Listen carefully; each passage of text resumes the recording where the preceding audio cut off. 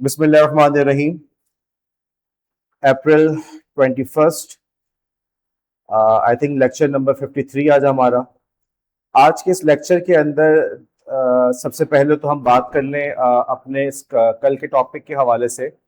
कल जो हमने टॉपिक किया था ब्लेंडेड लर्निंग का, उसके अंदर इस बात को समझना बहुत ज़रूरी है कि आप लोग इस डिफरेंस को समझें कि online learning, distance learning, hybrid learning और ब्लेंडेड लर्निंग, ये तमाम के तमाम अलग अलग टीचिंग के मेथड्स हैं। आप तमाम चीज़ों के अंदर फ़र्क करना सीखें और फिर इस बात को रियलाइज़ करें कि ब्लेंडेड लर्निंग के अंदर फिर आपके पास फर्दर मेथड्स हैं।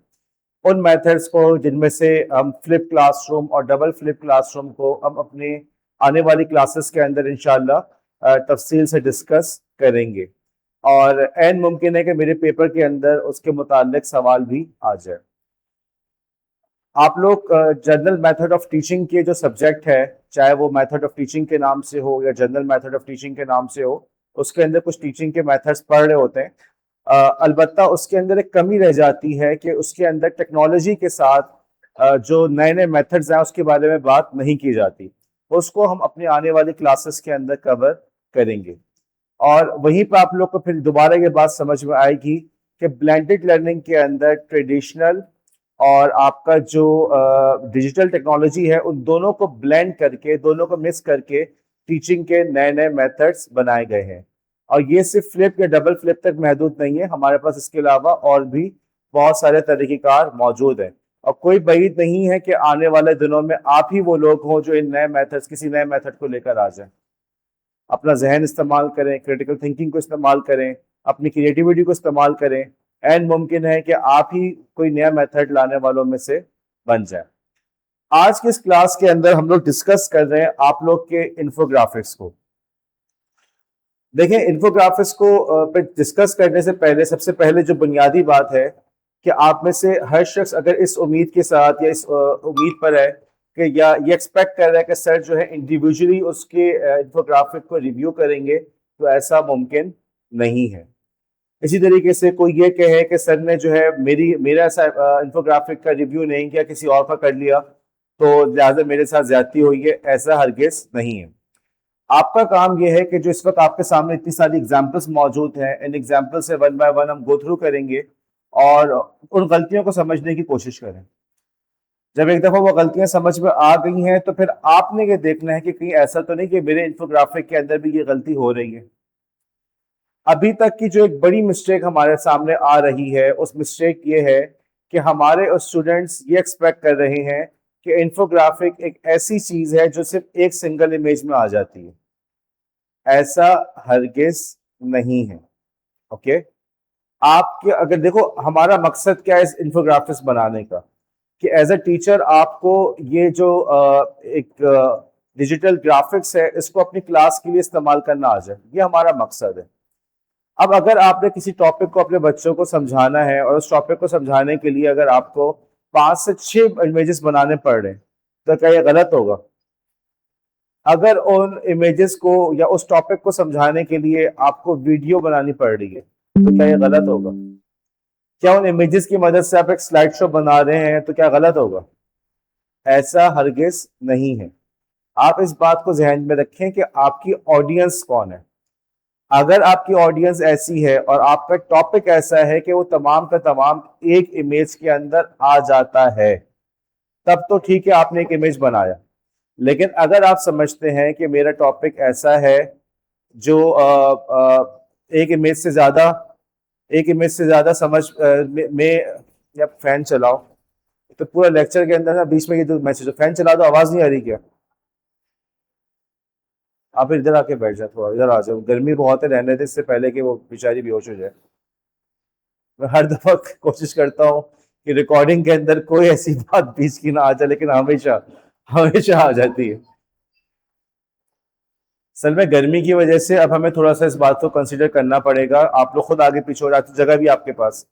ओके, और आज का दिन तो फिर भी स्टूडेंट्स कम है, कल तो इससे भी ज्यादा होंगे। लाइबा आज और कुछ नहीं होगा, सुनो भाई, कुछ नहीं कहेगी तुम्हें। ज्यादा डर लग रहा है, आयतुल कुर्सी पढ़ लिया करो।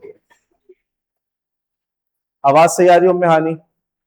ओके, बस ये हमारे एक डायलेमा है कि अगर हम फैंस नहीं लगाएं तो गर्मी होती है, फैंस लगाएं तो क्लास में शोर हो जाता है। जो कराची के मौसम चल रहा है इसमें सोल्यूशन है एसी का, लेकिन हमारे सरकारी इदारों के अंदर सोच ये है कि बस एसी कोई लग्जरी है और ये तो बस सिर्फ प्रिंसिपल के पास होना चाहिए, किसी और के पास नहीं, प्रिंसिपल भी अगर ग्रेड 20 का हो। ये हमारे यहाँ की मेंटेलिटी है। अब वो ये नहीं समझते कि हम अभी जो है बदलते हुए हालात के साथ हमें बच्चों को उनकी ज़रूरत के मुताबिक उनकी फैसिलिटीज़ प्रोवाइड करना चाहिए। बहरहाल, तो अगर हम आगे बात करें तो अगर आप अपने बच्चों के लिए, स्टूडेंट्स के लिए बना रहे हैं, तो अगर आप उनकी नज़र से देखें कि आप ये समझते हैं कि आपका टॉपिक एक इमेज में समझ में आ जाता है तो ठीक है, वरना आपको मल्टीपल इमेजेस या वीडियोस या स्लाइड शो बनाने में कोई हर्ज नहीं है। देखो, आपके असाइनमेंट को जो हम चेक कर रहे हैं वो आपके इस बात पे देख रहे हैं कि क्या आपने अपनी ऑडियंस के एतबार से उसको सही से बनाया है या नहीं।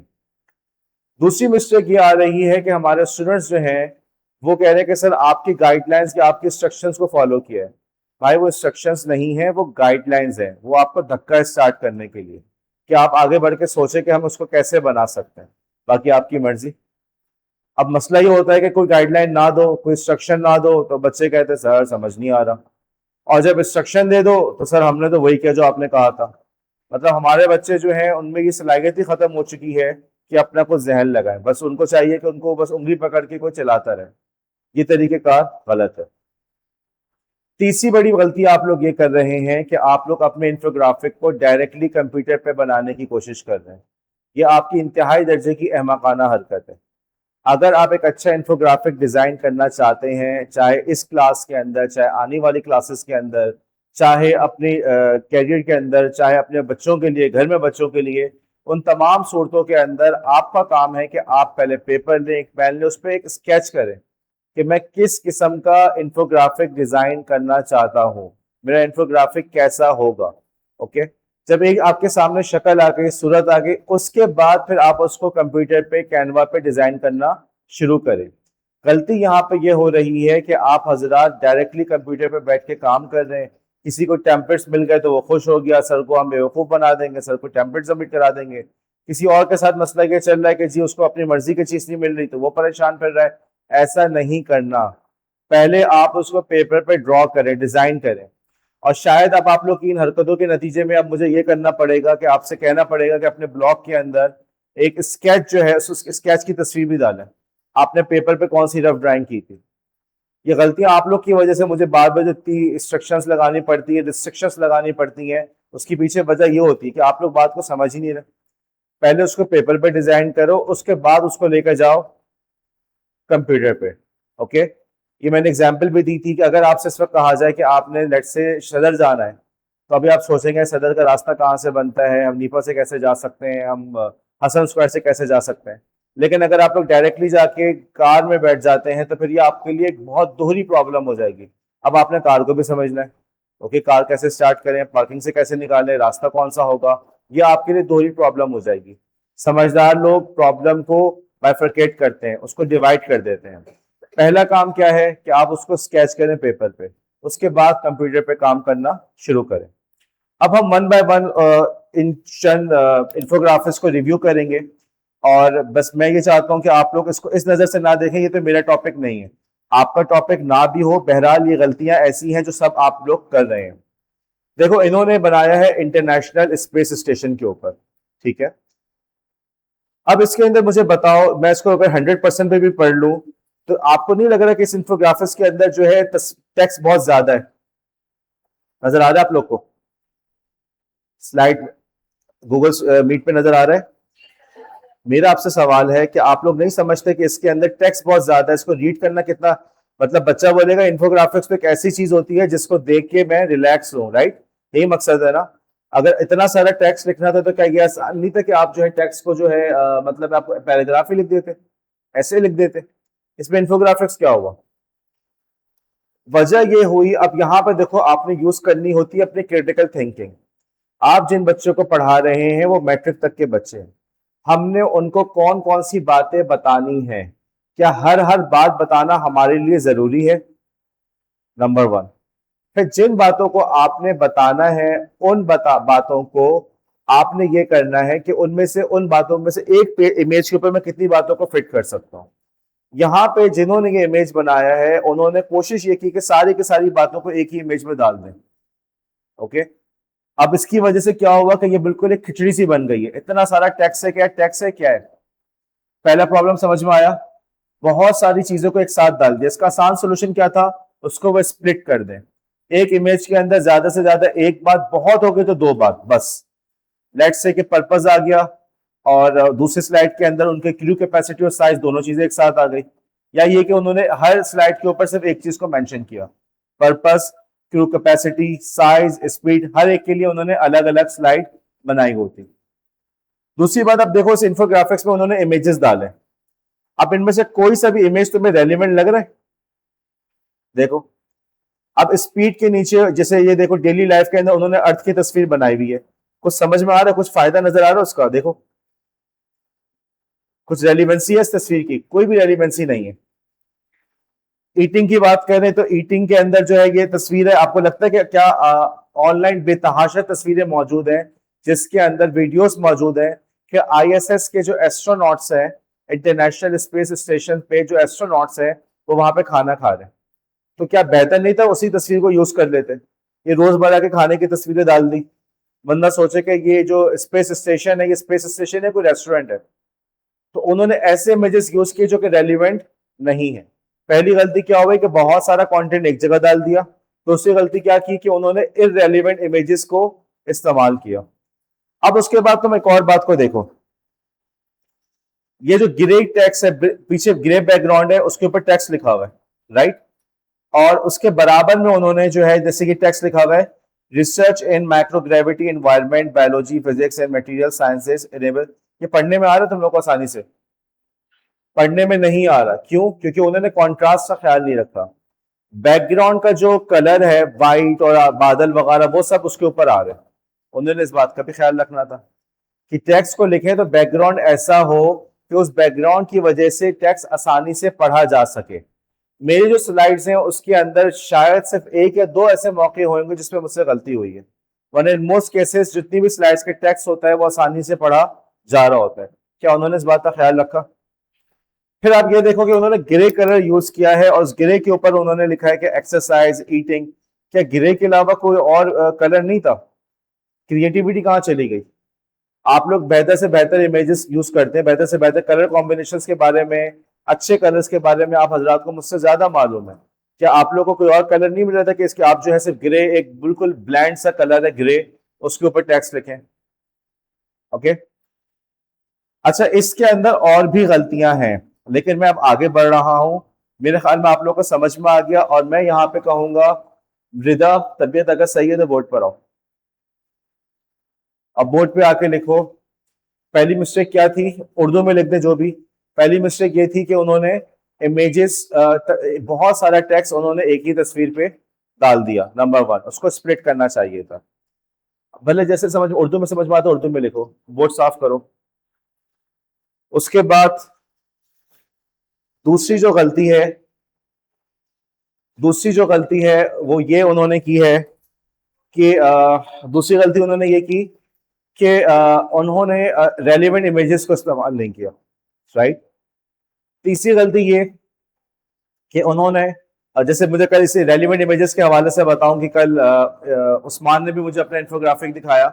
अब इल्लामा इकबाल के बारे में था, लेकिन उसमें बस इल्लामा इकबाल की 3 तस्वीरें।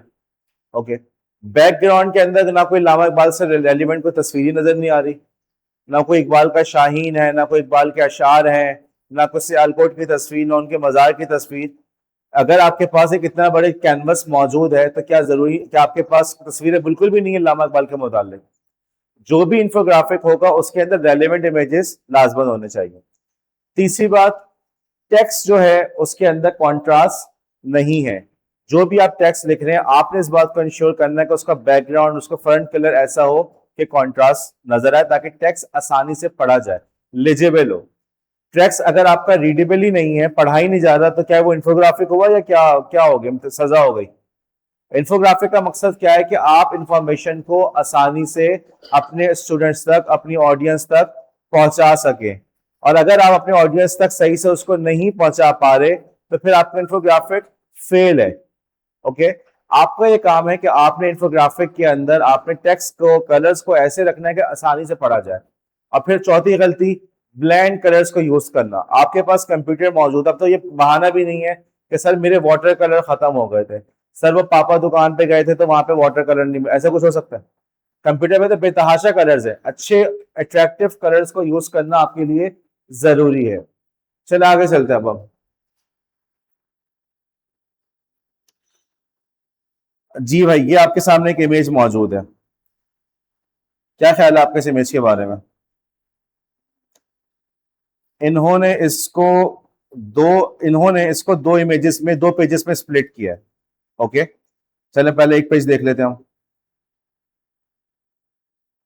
Conditional sentences 4 types: real, possible, unlikely, impossible, zero conditional, first conditional. चले जी, समझ में आ गया आप लोग को? इसको पढ़ के समझ में आ रहा है कि ये कंडीशनल सेंटेंसेस क्या होते हैं? आपसे सवाल है मेरा, समझ में आ रहा है आप लोग? नहीं आ रहा तो खत्म, फिर नंबर किस बात के। एक अच्छा निकल, जब बीएड का बच्चा जिसने एटलीस्ट 12 से 14 ईयर्स ऑफ एजुकेशन हो चुकी है, जब वो आपका इंफोग्राफिक समझ नहीं पा रहा तो स्टूडेंट क्या समझेगा? तो लिहाजा ये चीज फेल हुई। अब इनकी जो गलतियां हैं, ऑब्वियसली मिस्टेक है। सबसे पहली बात, भाई आपको किसने कहा कि आप सिर्फ दो स्लाइड्स को यूज करो? आप चाहें तो 12 कर लें, 13 कर लें। आपने पहले समझाया कि जीरो कंडीशनल क्या होता है, फिर आपने उसकी एग्जांपल्स दी, 5 एग्जांपल्स, 3 एग्जांपल्स, और हर एग्जाम्पल के लिए अलग अलग स्लाइड बना देते, बात समझना आसान हो जाता, राइट? इमेजेस देखो, तो मैं इमेजेस में लग रहा है कुछ रेलिवेंसी नजर आ रही है? इमेज कुछ ये लग रहा है कि ये जीरो कंडीशन का इमेज है। इस इमेज का उससे ताल्लुक क्या है? इन हजरात ने ये समझा कि बस हमारा इमेज ऐसा हो कि जिसके अंदर बस तस्वीरें डाल दो, कलर्स डाल दो, तो लिहाजा हमारा इंफोग्राफिक्स तैयार है। ऐसा हरगिज नहीं है। इंफोग्राफिक्स का मकसद इंफॉर्मेशन कन्वे करना होता है।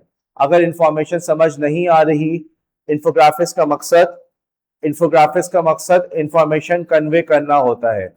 अगर आपका इंफोग्राफिक, आपकी तस्वीर समझ ही नहीं आ रही, तो आपका इंफोग्राफिक सिफर है, बेकार है, फेल है। सिर्फ तस्वीरें डाल देना, रंग उड़ेल देना, कुछ टेक्स्ट लिख देने से वो इंफोग्राफिक नहीं बन जाता। ऊपर देखिए, उनके पास एक बड़ा अच्छा चीज थी, वो ऊपर लिख रही हैं या लिख रहे हैं, real, possible, unlikely, impossible. Okay, अभी और भी पॉइंट्स आएगा तो बोर्ड मिटाओ। रियल, पॉसिबल, अनलाइकली, इम्पॉसिबल, मुझे बताओ कुछ समझ में आ रहा है क्या बात क्या कर रही है? रियल, पॉसिबल, अनलाइकली, इम्पॉसिबल, तो क्या बता क्या रहा है? कुछ समझ में आया? शायद वो कंडीशनल्स की टाइप बता रहे हैं, शायद वो फ्लो बता रहे हैं कि रियल के बाद पॉसिबल आता है, पॉसिबल के बाद अनलाइकली आता है। तो फिर फ्लो किस बात का हुआ? मतलब समझ नहीं आया कि रियल के बाद पॉसिबल आता है। कुछ समझ नहीं आ रहा कि भाई उसने ये एरो डाल के दिखाया क्या है, बताना क्या चाह रहा है? क्या एक अच्छा इंफोग्राफिक है? सिर्फ एरो डाल देने से आपका इंफोग्राफिक नहीं बन जाता। आपका इंफोग्राफिक कंफ्यूजन को कम करेगा, कंफ्यूजन को कम करेगा, कंफ्यूजन को बढ़ाएगा नहीं। अगर हमें पूछना पड़ रहा है ये किया क्या है, ये बनाया क्या है, तो भाई वो इंफोग्राफिक क्या हुआ? नहीं हुआ। क्या हर इंफोग्राफिक के साथ आप भी चल रहे होंगे? अच्छा, अब इसके अंदर एक और गलती देखो, ये बीच में उन्होंने क्या लिखा हुआ है? अनलाइकली। पढ़ा जा रहा है आसानी से? एक बार फिर उन्होंने कलर कॉन्ट्रास्ट का ख्याल नहीं रखा। कलर कॉन्ट्रास्ट हम बता चुके हैं कि जिसकी वजह से वो पढ़ा ही नहीं जा रहा। अपने तौर पर उन्होंने गोला गंडा बना दिया, लेकिन जब पढ़ा ही नहीं जा रहा तो वो चीज, वो इंफॉर्मेशन कहां से कन्वे हुई? ओके, आगे चलें। अगला, प्रेपोजिशंस। हाँ जी, इसकी गलती बताओ मुझे, क्या गलती है इसके अंदर?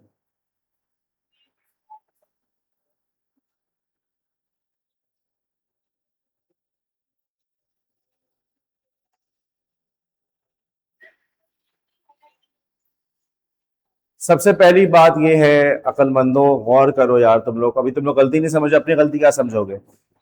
preposition of place, preposition of time, preposition of direction, preposition of manner. Okay, कितनी चीजें हो गई? हर एक की अपनी अपनी एग्जांपल्स हैं, जबरदस्ती है सबको एक ही तस्वीर में डालना। स्प्लिट कर लेते, आसानी से समझ नहीं आता, पढ़ना समझना आसान नहीं हो जाता। नंबर वन वही वाली बात जो हम पहले कर चुके हैं, स्प्लिट करना चाहिए था। उसके बाद मुझे ये बताओ, तस्वीरें तो बहुत ही बेकार सी हैं, क्या नेट तस्वीरों से भरा पड़ा है, भरा पड़ा था इससे, क्या आपको बस यही तस्वीरें मिली थी? क्या इससे बेहतर, इससे खूबसूरत तस्वीरें नहीं थी आपके पास? बेहतर तस्वीरें, ओके, बेहतर तस्वीर हो, रेलिवेंट भी हो और बेहतर भी हो, आप सर्च तो करें। सिर्फ जान छुड़ाने के लिए इंफोग्राफिक बनाएंगे तो बस आपने ऐसी इंफोग्राफिक बना के सर के मुंह पे मार दिया, लो क्या याद करोगे? असाइनमेंट किया था मैंने। काम अच्छी तरह से करें कि आपको खुद अपने काम के ऊपर फख्र हो, ओके, कि आप बता सके कि जी हमने बनाया था। मेरे पास अभी भी मेरे फॉर्मर स्टूडेंट्स के मैसेजेस आते हैं, सर ये हमारी ब्लॉग की पोस्ट देखें, सर ये हमारी वीडियो देखें, सर ये इंफोग्राफिक देखें। बात क्या होती है, उन्होंने इतना अच्छा काम किया होता है कि वो समझते हैं कि हमें दिखाना चाहिए, ये वाला माइंडसेट हो। हालांकि अब वो मुझसे नहीं पढ़ रहे, मैं उनको कोई मार्क्स वगैरह मेरे हाथ में अब नहीं है, लेकिन चूंकि वो अच्छा काम करे दिखा रहे हैं कि आप समझते हैं कि आपका काम ऐसा है। फिर आप देखें इन्होंने जो बॉर्डर बनाया है, क्या ये बॉर्डर आपको ये अच्छा लग रहा है? बॉर्डर कैसा अजीब सा, पता नहीं क्या बॉर्डर बनाया है। ये नजर आ रहा है यहाँ पे जो बॉर्डर कहाँ पे अचानक यहाँ पे पहुंचे खत्म हो रहा है, नजर आया आपको ये जगह? राइट। अच्छा फिर आप देखें कि on the table, under the table, she is at the door, he is in the classroom. क्या ये बेहतर नहीं होता कि ये जो ऑन लिखा हुआ है, एट लिखा हुआ है, इन लिखा हुआ है, बहुत बड़े साइज में होता? ओके, ताकि और वाजे हो जाता, उसका कलर भी डिफरेंट होता, उस पर कोई दायरा वायरा बना हुआ होता, चीज बेहतर नहीं हो जाती? क्या फरमा रही है? ओके, पिक्चर की प्लेसमेंट भी गलत है, और मैं बात करता हूँ। तो बहरहाल इसके अंदर जो प्रॉब्लम कि टेक्स्ट को बड़ा भी तो कर सकते थे, ताकि प्रपोजिशन नजर तो आता, उसको हाईलाइट करते, उस पर कोई सर्कल बना देते। क्या उन्होंने ऐसा किया? क्या ये चीजें कैनवा में मौजूद नहीं है?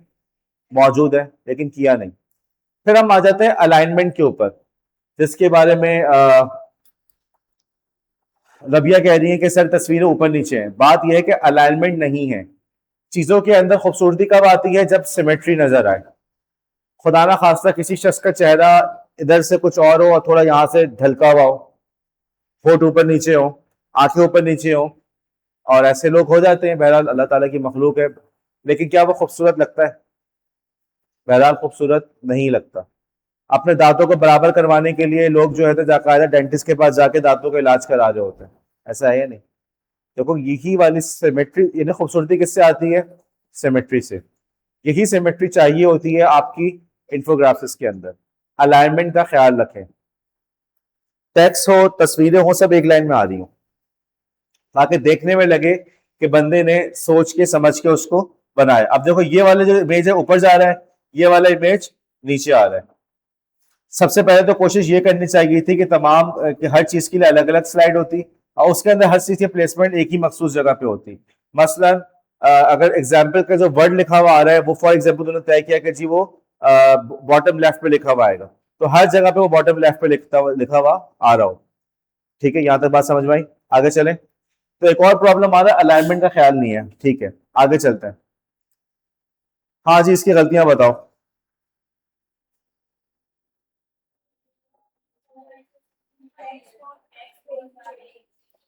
टेक्स्ट बहुत ज्यादा है, इसको वो स्प्लिट कर सकते थे 2 से 3 स्लाइड्स या इमेजेस के अंदर। नंबर वन, जब आप कैनवा के अंदर स्लाइड्स बना लेते हैं तो आपके पास ऑप्शन होता है कि अब आप उन तस्वीरों को एज ए वीडियो भी एक्सपोर्ट कर सकते हैं। आप उसके अंदर कोई बैकग्राउंड म्यूजिक भी डाल सकते हैं, अपनी आवाज भी डाल सकते हैं, आपका वॉइस ओवर आ जाए।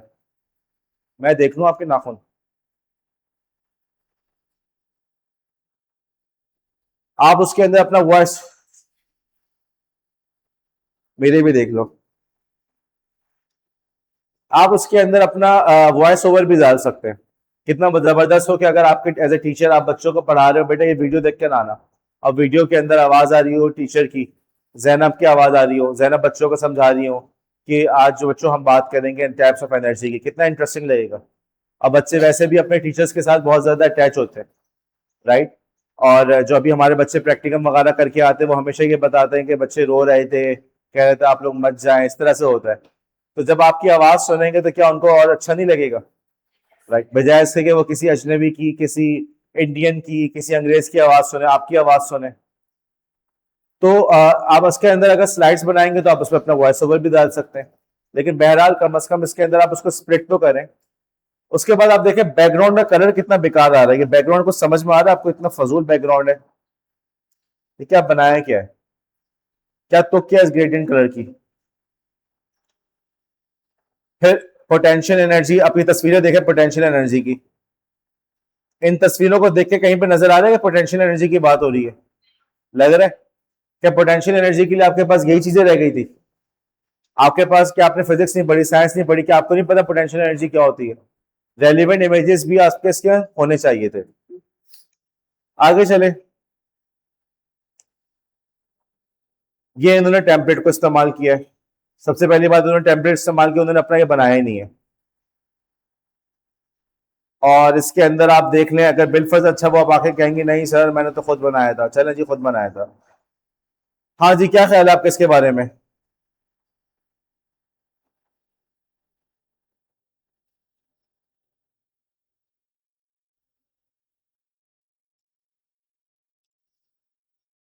जी भाई, क्या बात, क्या ख्याल है? देखो, रेड कलर डार्क के अलावा सबसे पहली बात तो ये कि इंफोग्राफिक्स इन्होंने जो है ये टेम्पलेट इस्तेमाल किया है। दूसरी बात ये कि जैसे लिखा हुआ है क्लैमी स्किन, ये क्लैमी स्किन क्या होती है पता है कुछ? मुझे तो नहीं पता, तो फायदा क्या होगा इंफोग्राफिक का, मुझे पूछना पड़ रहा है, समझना पड़ रहा है। सही बात समझ में आई? इंफोग्राफिक का मकसद क्या था कि बात पूरी समझ में आ रही होगी, क्या इसमें बात समझ में आ रही है? Okay. Rapid week pulse, strong rapid pulse, दोनों में क्या फर्क है? दोनों में क्या फर्क है पता है आपको? नहीं पता ना, तो फिर इंफोग्राफिक कैसा रहा ये? बात समझ में ही नहीं आई तो बात क्या, मजा क्या आया? आप इसके अंदर इसके नीचे टेक्स्ट डाल देते, डिस्क्रिप्शन डाल दें, इसको और स्प्लिट कर दें, हर चीज का अलग अलग बना दें, कर सकते थे ना आप बच्चों के लिए बना रहे हैं तो बच्चों को समझ में आ जाएगी आपकी ये बात इस तरह से, और उनको समझ में नहीं आएगा। आगे चलें, इन्होंने शेयर किया तो इसको मैं देख ही नहीं सकता। ओके, तो ये एक और गलती आप लोग करेंगे कि आप तस्वीर तो बना देंगे लेकिन वो समझ में नहीं आएगी। हाँ जी, क्या ख्याल है इसके बारे में? यहाँ पे भी बनाने वाले ने सिर्फ और सिर्फ टेम्पलेट को इस्तेमाल किया, बना बना टेम्पलेट उठाया है जिसके ज़ाहिर कोई नंबर नहीं है। सबसे बड़ा प्रॉब्लम तो इनका यही आ रहा है, और ये कमोबेश वही बात है जो यहाँ पर हुई है, क्योंकि उन्होंने बना बना टेम्पलेट बनाया है तो उनकी अपनी ना क्रिएटिविटी नजर आ रही है ना कुछ और नजर आ रहा है, तो इस पर टाइम लगाने की जरूरत ही नहीं है, आगे बढ़ो। ओके जी, पीएसएल टाइमलाइन, पीएसएल किस चीज का नाम है? पीएसएल किस चीज का नाम है? क्या क्या होता है, क्या उसके अंदर कैरम खेलते हैं? इस पूरी तस्वीर में कहीं तुम्हें क्रिकेट की कोई चीज नजर आ रही है? वो राहत को नजर आएगी छोटी सी, ठीक है, कहाँ पर है राहत मुझे बताओ। ओ, राहत को ऊपर नजर आ गया, ठीक है। दुआ करें कि राहत जैसे टीचर्स आप लोग के पेपर चेक करें। तो आपने देखा उसके अंदर जो है ना कोई बल्ला है, बैट है, ना कोई बॉल है, ना कोई मैच का कुछ नजर आ रहा है, ना ग्राउंड नजर आ रहा है, कुछ भी नहीं है, राइट। पीएसएल के चैंपियंस की बात हो रही है, winner Islamabad United. Islamabad United का कोई लोगो शोगो नहीं है, तो लोगो आता कितना अच्छा होता। लिखा हुआ है मिसबाहुल हक साहब ने कैप्टन थे इसके, तो ये जो मिसबाहुल हक साहब, उनकी कोई तस्वीर लेने का मना है क्या, या पर्दा करते हैं? डैरन सैमी साहब का जिक्र है, डैरन सैमी साहब के बुरके में होते हैं, उनकी तस्वीर नहीं है, तो ये क्या है कि ये इंफोग्राफिक नहीं है, ये पता नहीं इसको मैं, बहुत ही वाहियात और फजूल चीज। अब वो बच्ची रिकॉर्डिंग सुनेगी तो कहेगी सर। बैकग्राउंड देखो, बैकग्राउंड के अंदर कुछ कलर, क्या मतलब, क्या कलर से क्या नजर आ रहा है, क्या है कलर? किस पिंक कलर का क्रिकेट मैच से क्या ताल्लुक है? टोटल पीएसएल टाइटल्स अगेन, सब चीजें एक साथ। आगे चले भाई, warning science of online scams, तमाम के तमाम कंटेंट को उन्होंने एक ही जगह पे डाला है। ओके, तमाम का तमाम कंटेंट एक ही जगह पे डाला हुआ है, और मेरे ख्याल में इसके अंदर इनको ये, बहरहाल मैंने चेक करना है कि उन्होंने खुद बनाया है, नहीं तो मैं इसके अंदर, मुझे पास एडिटिंग के राइट्स होने चाहिए। इस वक्त मेरे पास एडिटिंग के राइट्स इसके अंदर नहीं है। अब मैं किसी के बारे में नहीं कह रहा कि खुद बनाया नहीं बनाया, क्योंकि आके वो कहेंगे सर हमने तो खुद बनाया, तो सर आपका दिमाग खराब है सर, आपको क्या पता सर हम कितने काबिल हैं सर। तो अब ये एक और आ गया भाई। अब ये बच्चे ने खुद बनाया है राइट, लेकिन इसका मुझे बताओ इसमें गलती क्या है। बच्चे ने वही किया जो बच्चे हमेशा से करते आ रहे हैं, तमाम चीजें उन्होंने एक ही जगह पे डाल दी। तमाम चीजें एक ही जगह पे डाल दी, तो जिसकी वजह से ये तस्वीर हमें समझ में नहीं आ रही। टेक्स्ट जो है इतना मिला मिला के लिखा हुआ है, टेक्स्ट को पढ़ना मुश्किल है। तो बहरहाल भाई ये इनकी गलतियां हैं, ठीक है। अच्छा, अब इसके अलावा भी हम कुछ, हमारे पास टाइम खत्म हो रहा है मेरे ख्याल में। अब जो है करने का काम ये है, सबसे पहले रमशा बात सुनो। करने का काम ये है आप लोग का कि देखो, वंस अगेन इस बात को एक्सपेक्ट नहीं करना कि मैं अलग से बिठा बिठा के आप लोग से बात करूंगा कि आपकी ये गलती, आपकी वो गलती, आपकी ये गलती। लास्ट सेमेस्टर मैंने देखा था कि पास बच्चे 10-10 दफा आए, सर ये सही करते, सर ये सही, बार बार उनकी चीज को रिव्यू कर रहे हैं। एक दफा रिव्यू करते, एक दफा गलतियां बता दी, ये सारे पॉइंट्स आपके सामने मौजूद है। सनाफरा हया की पीठ पे नहीं लिखे हुए, बोर्ड पे लिखे हुए हैं, इधर देखें आप। ओके, तो सारे पॉइंट समझ में आ गए। अब ये आपका काम है कि उन चीजों को देखो। आप सब के घरों में बच्चे तो होंगे, कजन्स हैं, छोटे बहन भाई हैं। ओके, बच्चों को आप लोग ट्यूशन पढ़ा रहे हैं, आप लोग उनसे भी फीडबैक नहीं ले सकते? क्या आप उनसे नहीं पूछ सकते कि यार ये मजा आ रहा है, अच्छा लग रहा है, क्या ख्याल है तुम्हारा? तो ये काम आप लोग नहीं कर सकते? कर सकते हैं। तो क्या जरूरी है वो बच्चा मैं ही हूं? आप मुझसे ही आके पूछे। दूसरी गलती आप लोग ये कर रहे हैं, देखें जैसे मैंने बताया कि आप लोग स्केच नहीं बना रहे, स्केच बनाए उसके बाद आगे काम करें। स्केच बना लो, कोई इतना मुश्किल काम नहीं है। हम लोग जब अभी पेपर की बात करेंगे कि पेपर कैसे देना है, तो उसमें मैं खास तौर से इस बात को स्ट्रेस देता हूँ कि पहले आउटलाइन बनाओ, प्लान करो। प्लानिंग के बगैर छलांग लगाने वाले लोग काबिल या समझदार नहीं होते, बेवकूफ होते हैं, अहमक होते हैं। ओके, और आप लोग के मिजाज चुके ये बन चुका है, पेपर देने बैठते साथ वाला जल्दी जल्दी लिख रहा है, आप भी समझते हो यार मुझे तो कुछ नहीं आता, उसको देखो उसने तो बी कॉपी पे चली गई, उसने तो इतनी सारी चीजें लिख ली हैं। ये सोच आप लोग को नुकसान पहुंचाती है। सुकून से तसल्ली से बैठे, हर बंदा अपने अपने रास्ते पर चल रहा है। जिस रास्ते पर आप चल रहे हैं, आपके रास्ते की अपनी दुश्वारी है। आप पहले उसको पेपर से, पेंसिल से, पेपर से, कागज के ऊपर उसको स्केच करें। दूसरी बात ये होती है कि आप लोग जान छुड़ा के बस सर बना दिया, सर देख लें, सर हो गया, सर हो गया।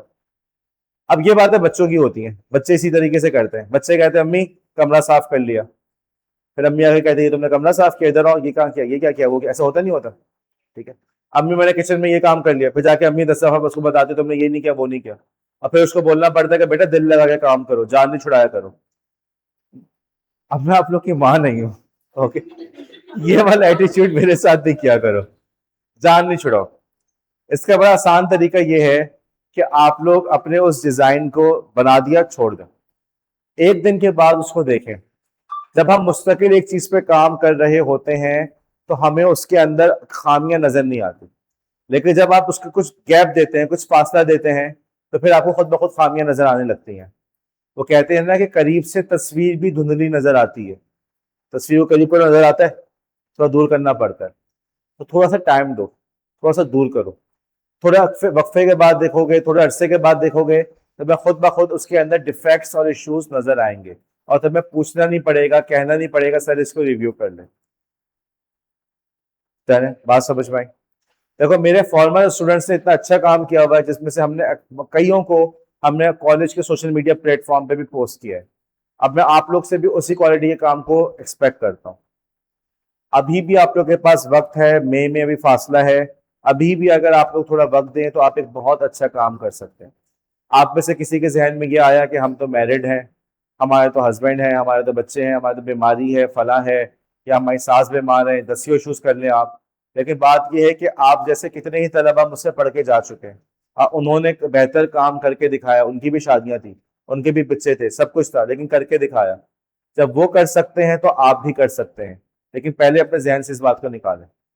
जब मैं क्रिएटिविटी पढ़ा रहा था, मैं आप लोग को क्रिटिकल थिंकिंग पढ़ा रहा था, उस वक्त आप सब ने इस बात का एतराफ किया कि हाँ इन चीजों की जरूरत है।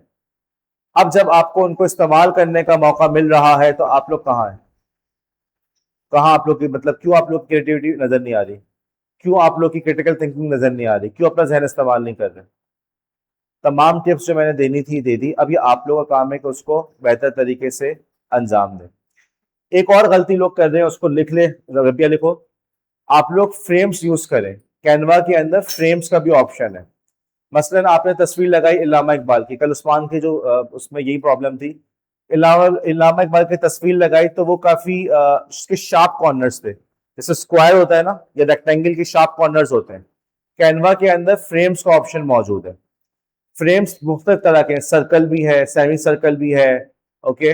और उसके अंदर राउंडेड कॉर्नर वाला भी है। आप राउंडेड कॉर्नर वाला फ्रेम लेकर आए, उसके अंदर आपने तस्वीर को डाला तो वो तस्वीर देखने में बेहतर नजर आएगी, उसके राउंडेड कॉर्नर्स हो जाएंगे। तो आप लोग अपने इमेजेस को, अपने इंफोग्राफिक को बेहतर बनाने के लिए फ्रेम्स का भी इस्तेमाल कर सकते हैं, ठीक है। और कोई सवाल? मैं अटेंडेंस ले लूं आप लोग की।